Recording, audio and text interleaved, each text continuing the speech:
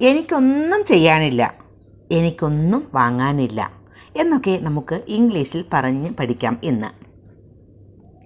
I have nothing to say. Say എന്നാൽ പറയുക. I have nothing to say. എനിക്കൊന്നും പറയാനില്ല. I have nothing more to say. എനിക്ക് കൂടുതലായി ഒന്നും പറയാനില്ല. ഇനി നമുക്ക് സബ്ജക്റ്റ് ഒന്ന് മാറ്റി നോക്കാം. She has nothing to do. Do എന്നാൽ ചെയ്യുക. She has nothing to do. അവൾക്ക് ഒന്നും ചെയ്യാനില്ല. She has nothing to buy. Buy എന്നാൽ വാങ്ങുക. She has nothing to buy. അവൾക്ക് ഒന്നും വാങ്ങാനില്ല. He has nothing to sell. അവന് ഒന്നും വിൽക്കാനില്ല. സെൽ വിൽക്കുക. You have nothing to worry.